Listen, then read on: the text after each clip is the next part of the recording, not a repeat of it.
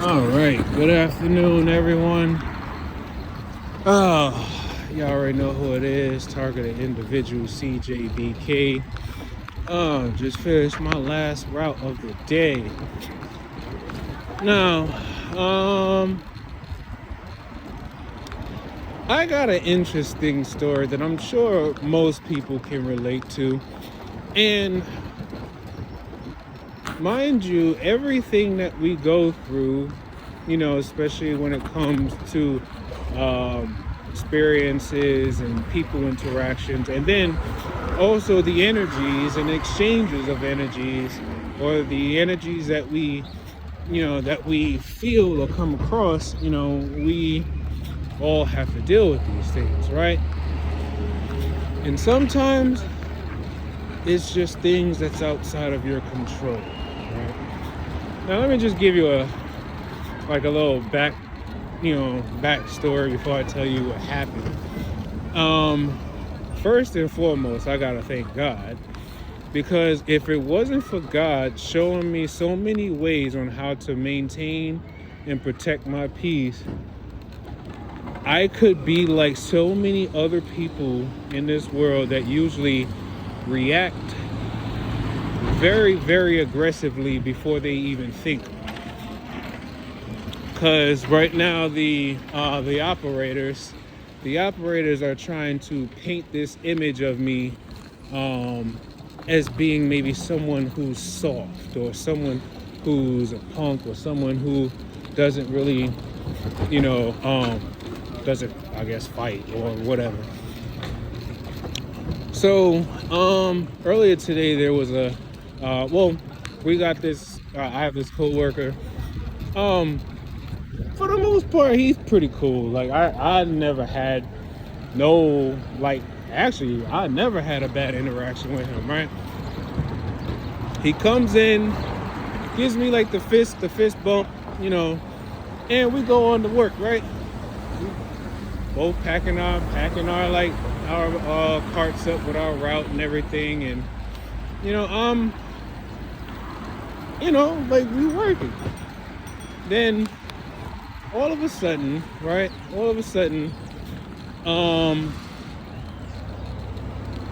two of my other coworkers, they were talking to each other, and then one of them were like one of them were basically trying to call the other one. Let's call the main person of subject John, right? Funny, right? John, and then let's say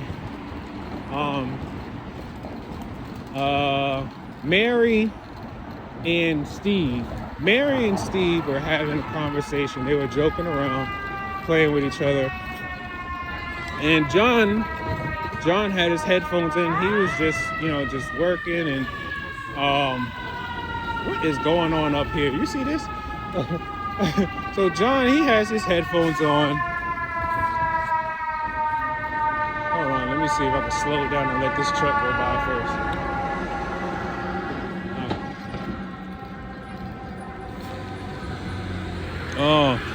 So now the operators, one of them, I call her Jasmine.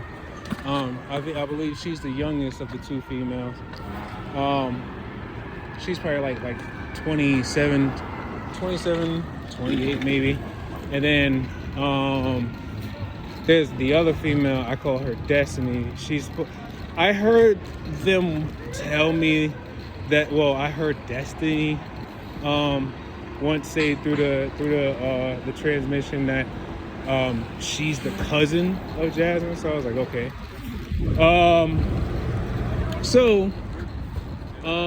John, he has his headphones in. He's packing his bag. Actually, no. Before that,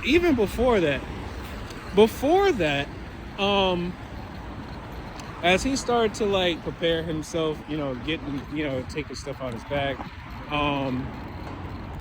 What did I call her name? Sarah? I'm forgetting. Oh no. I think I said, I forgot what name I gave her. All right, let's just say, it was Steve and damn. See, I'm trying to remember the characters, like the character names, like gave them anyway. I can't even remember what name I got. All right, let's just say Mary. Oh, it was Mary. Okay. So all right. So in this very second, when I finally remembered, I felt I had to like. I had to find a way to, I feel a little pressure on the right side of my brain. And I know it's frequencies. It's them basically flooding the voltage gate channels of my neurons in the part of the brain that processes memory and cognition and things like that. So basically, Mary spotted a particular book that John was reading, right? And it was a book about hermetic practices. So I was like, oh, interesting, because I've been telling y'all that I've been at least doing like the audio book of the Kabbalion. So I asked him if he read the Kabbalion. He said, yeah, I read the Kabbalion about like 10 times. I'm like, oh snap, all right. So I'm like, all right, cool. Then like we had a little, like, we always have short little conversations, right? And most of the time it's always cool, cordial, go lucky, whatever. But I'm gonna tell you this though. When John came in this morning and he had his headphones on and he gave me the fist bump, I don't know, maybe because I am an empath, I felt that his energy might have been a little off. I'm not sure, but yeah, I felt that his energy might have been a little off. But I don't know. I kind of just went on about the day because I didn't really think anything into it. So I go back to my bike to start packing my route. Now John, he's like packing his bike up, packing his route up, and then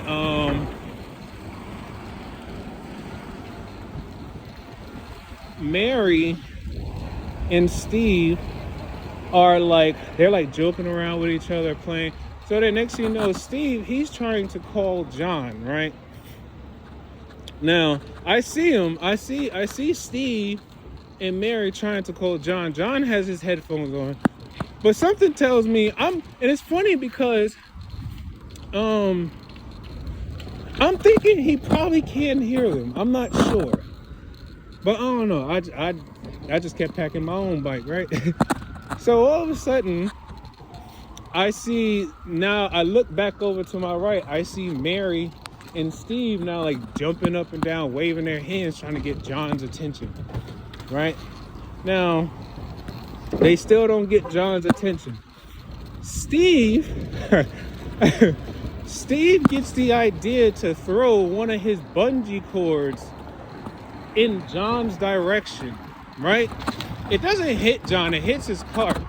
And it makes a loud enough noise, right? It makes a loud enough noise that I'm pretty sure even if you had headphones on, you could have heard it. Now, peep this, right?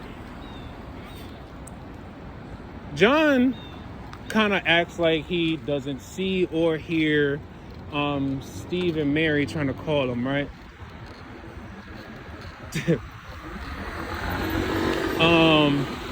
John kind of acts like he doesn't hear Steve and Mary calling him, right? Then all of a sudden, and it's funny because I'm just on the side watching, and I did kind of walk over, and I think that's where I messed up. I kind of walked over to Steve and Mary's area because I was like, wow, John really can't. And I'm thinking, can he really not hear them? And then I'm like, I don't know, maybe he does, but maybe he's just maybe he's actually in a particular mood or something. I don't know. And then at one point, John, he looks up and then he kind of backs. He takes a few steps into a corner of the room, right? Takes a few steps into the corner of the room, and then he's waving He's like basically gesturing me, Steve, and Mary to come over to him in the corner of the room, right? Now, I'm thinking to myself, I'm like, what he about to say? And then as I get closer, I kid you not, he like stands there with his arms crossed. And he has this like, this demeanor. And I'm like, I know that demeanor. I know that stance. This is serious. So he then flat out says, I'm not your friend. He's like, I'm not your friend. When I come here, I'm not trying to like, be anybody's friends. If I come in with my headphones on, whatever, then he's like, talk to me about work, blah, blah, blah. If you're missing the package or something, that's about it. Other than that, whatever. And then he's like, respectfully. And then I'm thinking to myself, damn, how I get mixed up in this shit and I ain't even do nothing. I'm like, how I get mixed up in this and I ain't even do nothing.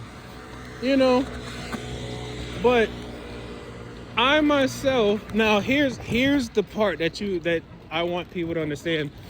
Because I get the V2K, the operators, they're trying to paint this image. They're trying to, narrate a story. They're trying to narrate a particular like plot or something for, I guess, the audience that's watching. Because whoever's augmented, they're all watching from the cloud or some shit. Whatever the hell the case is. I think everybody needs to watch that SIBS 2018 presentation that Steve Hoffman did, because the more I watch that presentation again, and then he goes into details about the so-called technology that he finds interesting, I realize, I'm like, yo, he's literally describing everything that we're experiencing, but we're just getting the negative side of it. We're getting all of the negative side of the technology. So everyone else is getting all these enhancements while we're actually getting the weaponized version of it, right? That includes also the presentation that Dr. James Giordano did. I think it was at a military, not a base, but like it was like an academy or something like that. He did a few years back. Anyway, so I'm thinking to myself, okay, let me just be rational for a minute, because obviously the operators, and then funny thing is, as I walked away, I felt a pulse, like a strong, like magnetic, like a strong electromagnetic pulse kind of jolt my brain, and it kind of swayed my body left to right when I walked away, right? Now, as I'm like walking away, I'm thinking to myself, okay, I'm not gonna let myself get mad, because one, I kind of already saw this coming. Once I saw Steve throw the bungee cord over at John's direction, I kind of felt like, why did he do that? But I don't know. Some people just do things, right? But damn, when I thought about it some more, and I did my best not to get upset about basically being told that like we not cool no more. And I'm like, I ain't even do nothing to you, bro. So I'm thinking to myself, I'm like, you know what? This is one of those things that tend to happen when you are like, I guess you could say guilty by association. Because if I would have just kept working, I probably wouldn't have got called over too. But because I wanted to, I guess, engage in some degree in like look and see if John would know that, I basically made myself guilty by association, right? That was my part in it. So, that's how I got mixed into it. But the thing is like, I'm not even all that upset. You know why? Because the rational part of me, if I don't allow emotions to get involved, the rational part of me is thinking, why are you throwing shit at a grown ass man? Like, and if he can't hear you, or maybe he's trying not to hear, then maybe you just leave him alone, right? Or you walk over to him and you speak to him. Now, John never struck me as like a playful type. Like I've seen him I've seen him like sing a little bit, or like, yeah, I've never really seen him play like that. But yeah, I kind of understand why he would be mad, because one, he already walked into the building with a type of energy. Even though he gave me a pound, he still seemed like he was cool enough to just at least greet, right? But then I could understand why he would be upset, because someone who's a grown adult was trying to call for his attention, and because John wasn't responding to Steve and Mary, Steve decides to do something like throw his bungee cords at John to get his attention. Now, realistically, that is childish. So I could understand why John was upset. Now, here's what the operators are doing. The operators, they're all trying to paint this image like, okay, because I stood there and I didn't say anything, or try to not rebuttal, what's the words, or I don't know, I didn't try to I guess you could say, quote unquote, defend myself. They're trying to make it seem like, oh, Chris is a bitch ass nigga. Oh, Chris, he don't do nothing. Oh, Chris is soft. The streets is this, and everybody want to do something to me, and da da da. I'm like, I see what the hell they doing, and I've been reading a little bit more about linguistic programming, and I'm like, the more I've been trying to read up on some of these mystic and hermetic practices and stuff like that,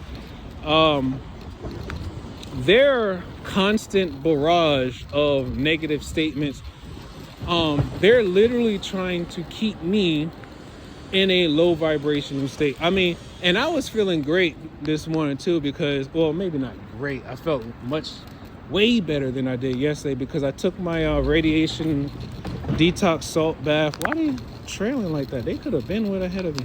Oh, but anyway, I took my radiation detox salt bath last night, and that basically cleansed my cells quite a bit.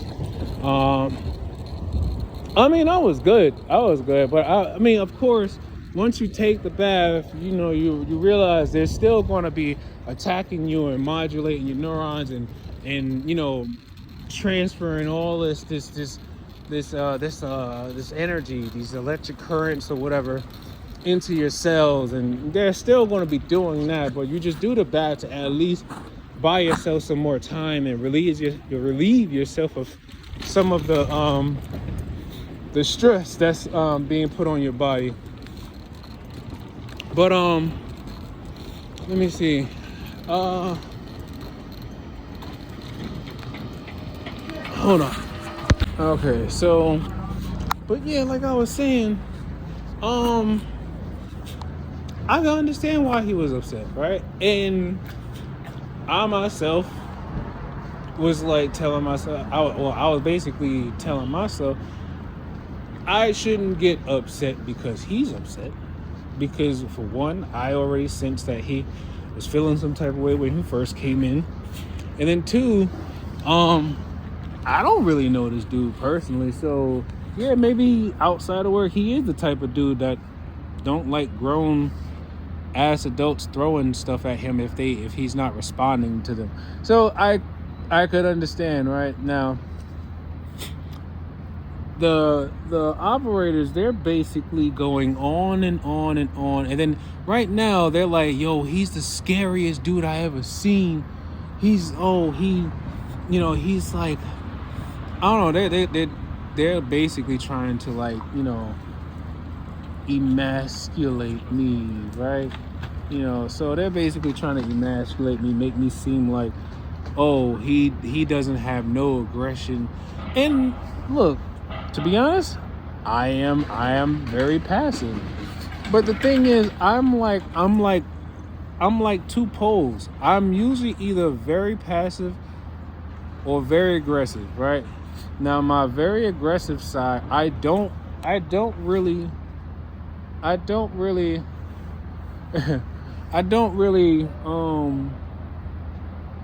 I'm not all that aggressive, right? Um I'm usually really aggressive for something that I really, really want. So that's pretty much it. Um, what's up, man? What's up, man? I'm good, man. Yes? You out here? Yeah, you out here about to get ready for this snow? Oh, yeah. But I think, this start at 6 or 7, something like Yeah, that. it said it's supposed to start up around like 5. Oh, 5. Yeah, but I think it might mostly be rain. The snow probably won't start till later. Oh, shoot. The rain is about. Yeah, The rain is about to go to school. yeah. So, You got gloves? yeah. Okay. I got 2. All right, man. All right. So, and like him right there, to tell you the truth, I don't even know his name, but he's cool. I've always had cool interactions with him, and it's even better. He doesn't give me gang stalker vibes, right? So, yeah, yeah. So whatchamacallit? They're basically trying to like emasculate me and make me seem like I have heard some people who thought that I was probably a pushover or something from time to time, but I understand one thing though. There's so much aggression in the world. There's so much aggression in the world, and everyone always take care. And everyone always has something to prove. Why does this? To me, it seems like everyone always has something to prove. Someone always got to prove that they tough. Someone always got to prove that nobody can beat them. Someone always got to prove that they're smarter than another person. Someone always got to prove something to somebody else, right? With this transhumanist society that's starting to like come into light, and trust me, it is definitely coming into light. Because hell, there's so many celebrities out there that's starting to out this stuff, man. And to be honest, I think Cat Williams, and I just watched Cat Williams' interview like earlier today. I was watching, well, not really watching, but I was listening to it while I was on my route, and I'm like, man, Cat Williams know about what's going on, because they definitely was targeting him. Right? But he at least have, well, no, I guess money don't really matter that much. It's really about your character at the end of the day. And for the most part, the stuff that they used to really try to attack Cat Williams about, it's really nothing too abstract or crazy about what Cat Williams has been experiencing and whatnot. But anyway, yeah, so I'm not necessarily going to allow myself to, one, be tuned into a low frequency because there was a confrontational moment and I chose not to be aggressive and I chose to be passive. And then now the operators, they're like, oh, Chris is soft. Oh, the streets, this and that, and oh, secret society, this and that. At the end of the day, at the very end of the day, I respect the man for what he did, because he was real respectful about it. He came over and like brought us into a corner and he spoke to us in a firm but low tone, so it wasn't like something that everybody got to hear, because there's definitely been times at this job where, some people get into an argument and it don't just be, them two hearing each other. Everybody in the room hears. Sometimes they're even, whatever. But, yeah, so, I respect the guy for how he did it, right? Now, Granted, if all of a sudden he like don't necessarily care to have short conversation with me anymore, I'm like, all right, fine, whatever, you know. Because at the end of the day, I literally come in, work. I just want to get the day over with and go home. That's all I'm really trying to do. I don't come into no job looking to make friends, or I don't even necessarily always come into a job to see if I can have a drinking buddy after work or anything of that sort. So I'm fine with whatever happens, right? I just hate when these operators, these handlers, these well, let me see, how do I say this? Because one of the males, the main one who probably linked me up to all this, he's the one that probably has the most animosity towards me because of what happened in March of 2020. This is the same guy that hit that woman and eventually had the police called on him.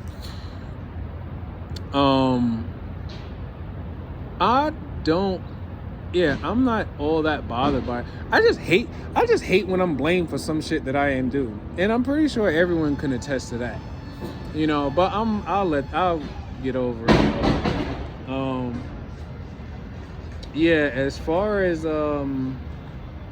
As far as Steve and Mary, Mary looked like I don't know. I checked in with her to see if she's okay, because I know she has a tendency to be a little sensitive. And I don't know, it's strange because when John rode back into the hub for another window, Mary kind of looked over at John rolling in, and then I just saw her whole vibe change as soon as she saw John. Me personally, I was just kind of like, I kept the same energy I had when I walked in there. For me, it was just more along the lines like, okay, that's fine with me too, because most of the time I just be wanting to just have my headphones in and just power through the day anyway, So, but no love lost. I understand, someone probably going through something that we don't know about outside of work, and then someone comes along and does something childish that doesn't even know you personally at work or personally outside of work. So yeah, there are some things that some people just don't seem to pick up on. I actually like the fact that I felt like I sensed John's energy when he first came in this morning, and I could tell, he probably going through something outside of work. Who knows? And the fact that he's reading books about hermetic practices, that that lets me know that man is trying to reach a whole nother level. So for a grown man to throw a bungee cord at him because he's not responding to him, responding to Steve, because I don't know, maybe he's got his headphones on, he's zoned out, he's trying to focus on something in particular. Yeah, anybody who's reading hermetic stuff, they usually tend to be, what's the word? And I don't know. Let me not say anything, because I'm just now coming into all this stuff, so I don't really know myself. But yeah, I'm cool right now. I'm waiting for my girl to get here so that we can go home before the snow and rain start. But yeah, so just always remember, sometimes you have to learn to pick and choose when to use certain amounts of energy. And everything consumes energy. So it takes energy to hold yourself, to refrain from getting angry. But it also consumes even a lot more energy when it consumes a lot more energy when all right, bro. Yeah, that's John. But anyway, yeah, it consumes even more energy.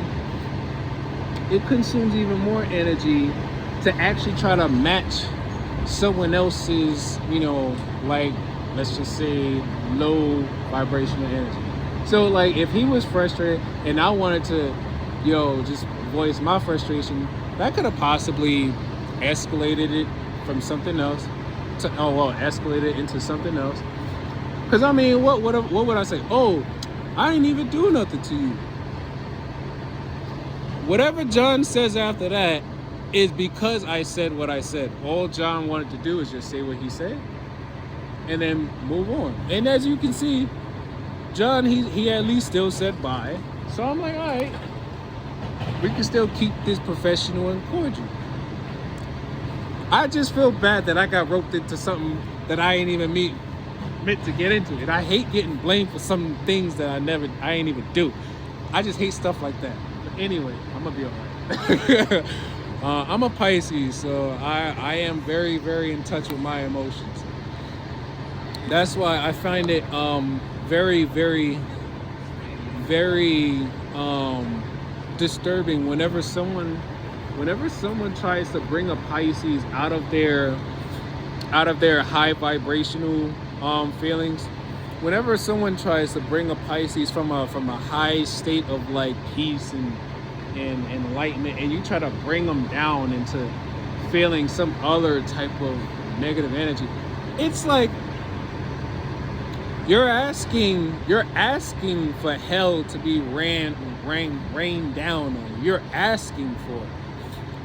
And I'm not trying to say anything. All right, I'm gonna say this, but I'm not trying to imply anything, right? I'm not trying to imply anything personal about me, but it is factual. It is factual. The top 10 most dangerous people, I'll say, in the United States, I believe, I think maybe just the United States, out of the top 10 most dangerous people, dead or alive, of the United States, that includes like, murderers, serial killers, whatever. I think 4 or 5 of them were Pisces. And then the worst part is the worst part is each of them all had some extremely abusive upbringing, and they all had been messed with by society or their family or something like that. So now I'm thinking to myself, I'm glad I chose God first. I'm glad I chose God first, because when I think about it, I know exactly what each of these operators, except for Tyshawn, I'm not sure about what he looks like, but of the 3 out of the 4 operators, I know exactly what they look like. I know where Michael's mom lives at. I know they probably still live in that building. But do I have any evidence to do anything without incriminating myself? No. Except for maybe some voice recordings of the V2K, but other than that, you can't really use that. Like, I'm not an audio tech, so I don't know how to clean it up as well as some people would to be able to reveal the vocal transmissions. But anyway, people just love, like, I don't know, hurt people like hurting people. And I feel like for you to be an operator in this whole transhumanist, secret, covert harassment thing, you gotta be one hurt person. You gotta be a hurt person. You gotta be hurt. Because for one, for you to actually agree to do this type of stuff to a person, it says a lot about your character. It says a lot about your moral, your morality. It says a lot about your code of ethics. It says a lot about how humane you are. And then on top of that, these people have children. They have children, and then more than likely they're going to raise their children to be just like them. And it's sad. because children are innocent until they are raised by the wrong types of adults, right? But anyway, other than that, I'm proud of myself for having what I would call strong emotional intelligence. Emotional intelligence is actually just as important as any other intelligence involving, reading and facts. Emotional intelligence is just as important. And I could tell that of a lot of people that probably would have been walked into that same situation, especially some of the people working that I work with, some people might not have responded the way I did and could have possibly escalated, right?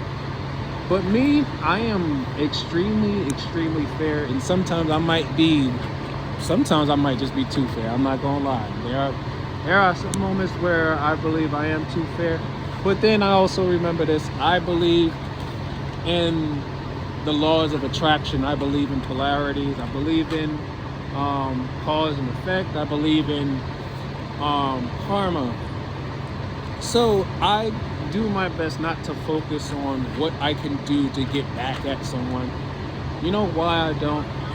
Because more times than likely, people who tend to people who tend to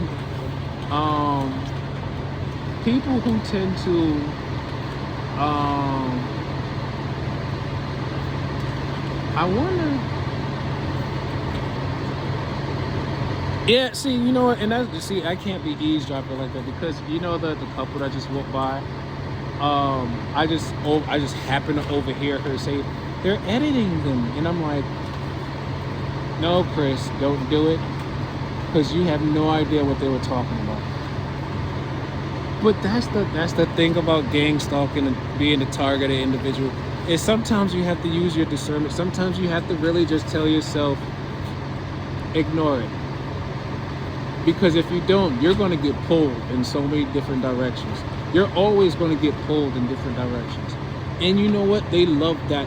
They love that. They love the fact that, they have been messing with you for so long that at some point you're going to react to almost anything and everything that may not even pertain to you.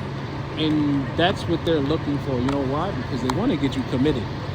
They want to get you committed, or they want to get you arrested, or they want to possibly be able to push you to the point where you might actually cause harm to yourself.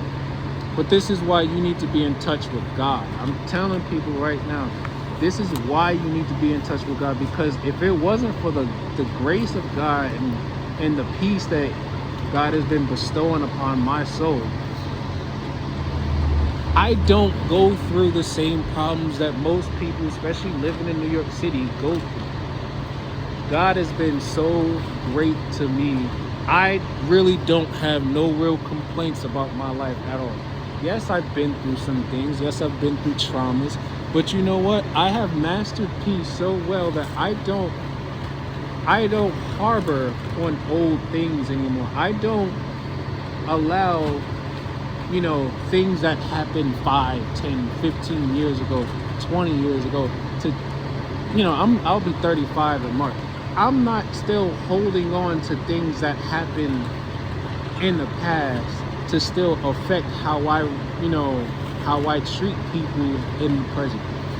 Why? Because the most powerful thing that we all can be doing is learning how to control the energies that we are manifesting in the present.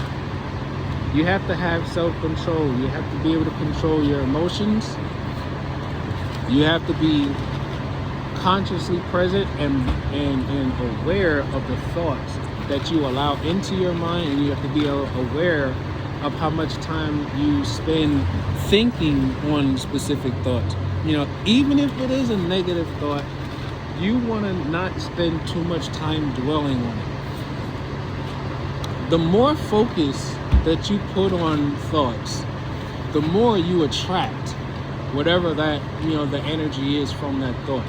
So it's like, think about it when it comes to like how the operators, they're, you know, constantly always saying something like demoralizing about me or my character, or they're trying to make the audience believe that like I'm something that I'm not. And as much as I want to put so much energy into trying to prove to people that I'm not something that people are, you know, basically being told that I am, I'm thinking to myself, like, you know what? This guy. I'm thinking to myself, like, you know what? Gang stalking is not that much of a curse when you think about it. Remember in my last video, I was telling you about how diamonds are made diamonds are made from pressure. There is something so uniquely valuable about each and every single person that's being targeted, whether they are aware of their targeting or not. Each and every single one of you have something so uniquely powerful about you. I want you to really hear me when I tell you this. And I'm gonna close on this because I want this to be the last thought that you have with you, and you keep this with you for the day, and you think about this. There is something so uniquely powerful about you, right?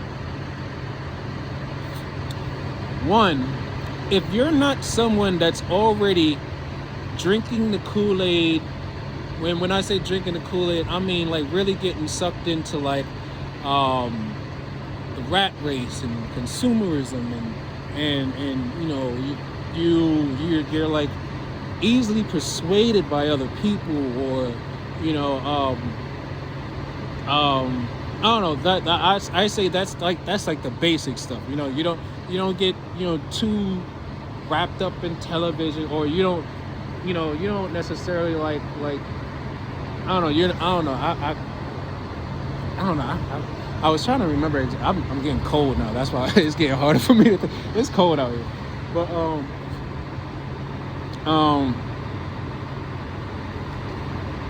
that first degree, if you're not caught up in the Kool-Aid by that point, just from what they're putting out there, you know, you're not you know, caught up in the news and things of that sort, you already beat that part. You're not that easily hypnotized, right? So here's what happens next. Now, let's say some of you who probably don't get the V2K, and you're kind of like starting to notice that like, oh, you've been developing these aches and pains and stuff, but you don't ever really remember doing anything strenuous for you to have got this pain, or you know you're a relatively healthy person, but yet you're developing stuff out of nowhere. That's like level 2, right? That's them basically like trying to see if they can lower your frequency from basically by attacking your anatomy. You know, using pain as a medium to see if they can tune your frequencies low again. That's another. If you've been finding a way to actually like get through that, and let's just say, I don't know, maybe you got an honest doctor, or maybe you take such great care of yourself, you know, you basically just go to the doctor for checkups, and most of the time the doctors can't really find anything wrong with you. You're already winning on that aspect. Phase 3, if you're already beating the first 2 phases, and now they get to the point where, okay, now they have to start using bodies, they have to start using people to be around you, and then try to like, let's say, they'll use people to be around you and to gaslight you, or to, say and do things to induce confusion, or bring you into low vibrational states, or someone just like someone who just has this angry energy or whatever, and then they come out of nowhere. Now it seems like they want to spread their negative energy to you.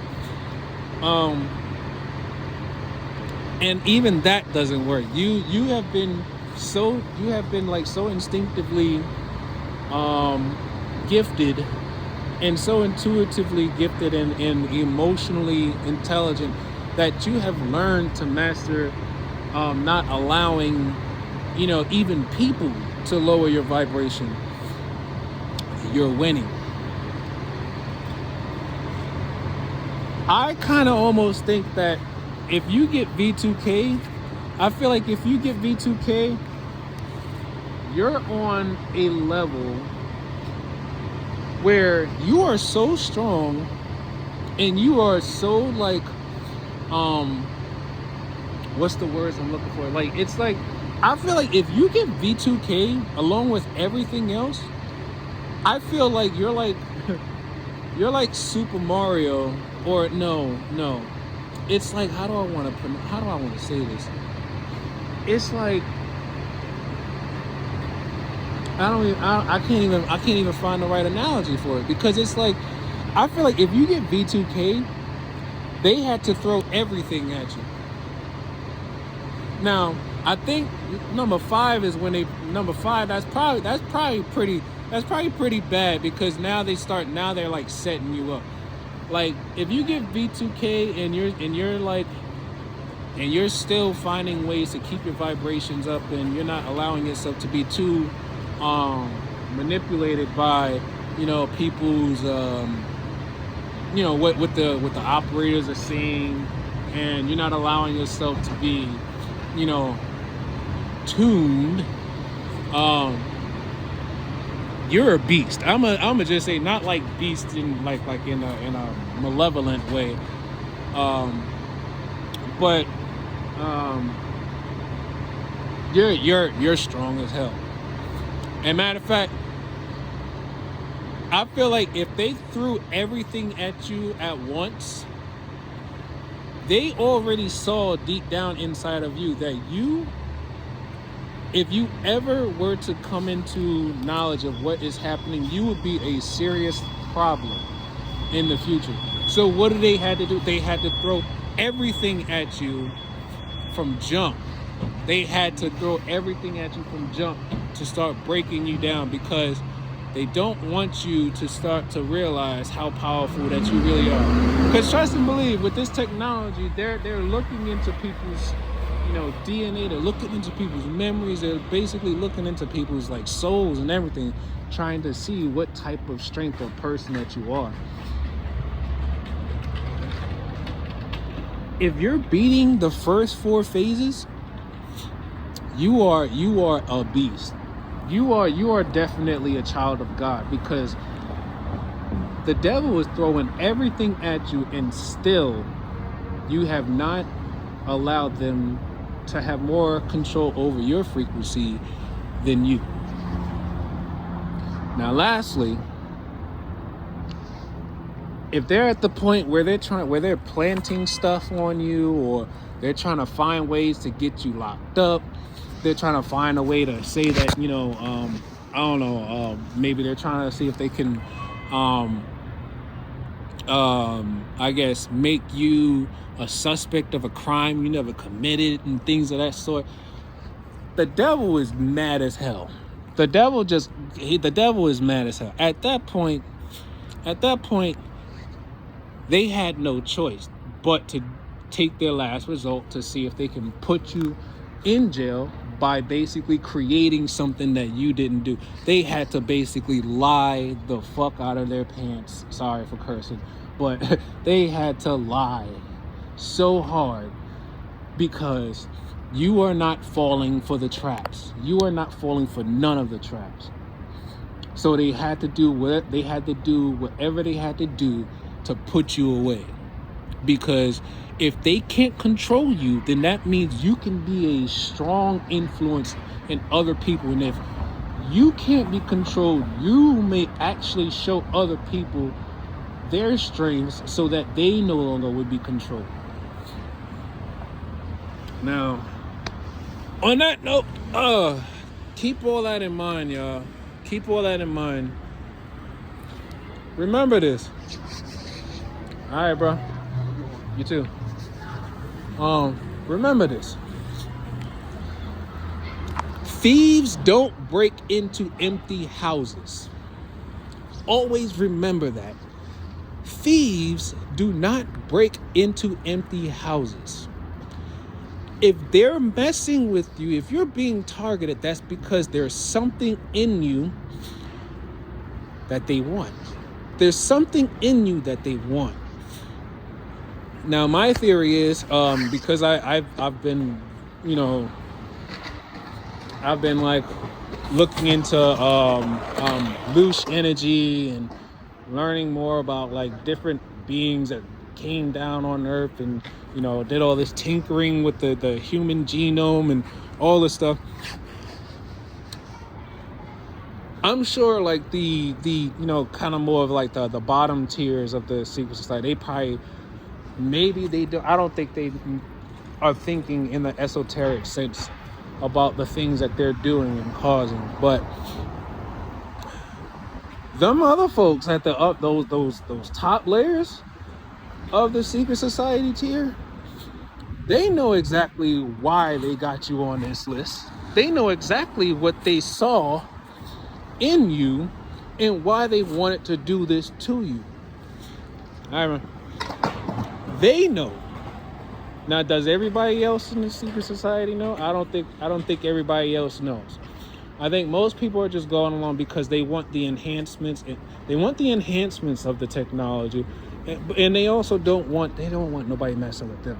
So that's two things. They want the enhancements, and they also don't want people messing with them. That's why in the beginning when they were like, Chris, you're not supposed to know about secret society. You're not supposed to know about technology. You messing with people's livelihoods. You're messing with people's livelihoods. That was a word that stuck out to me when they first started to say that term.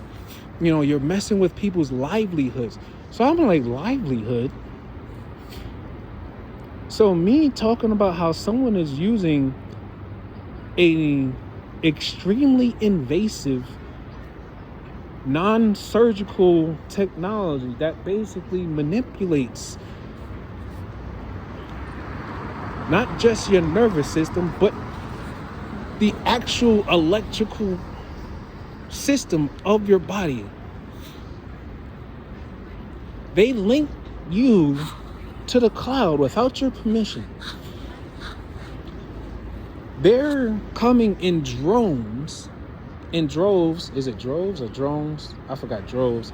They're coming in droves to try to manipulate and harass and lower your frequency. They're trying all these different things against you, right?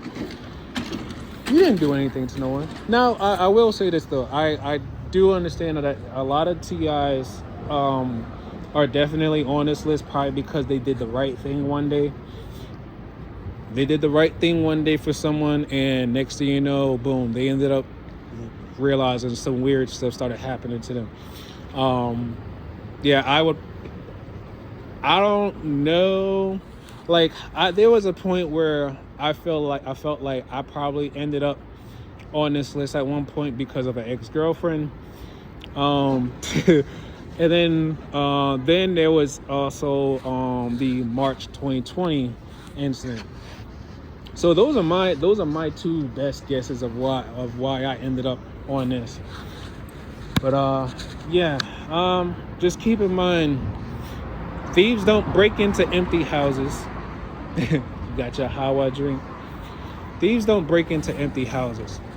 So all of these things are happening to you because there's something in you that they see, and they don't want you to be an influence on other people's lives. Why? Because they have to keep people subdued and under control. All right, that's it for today. As always, take life one breath, one thought, one step, one day at a time. Peace.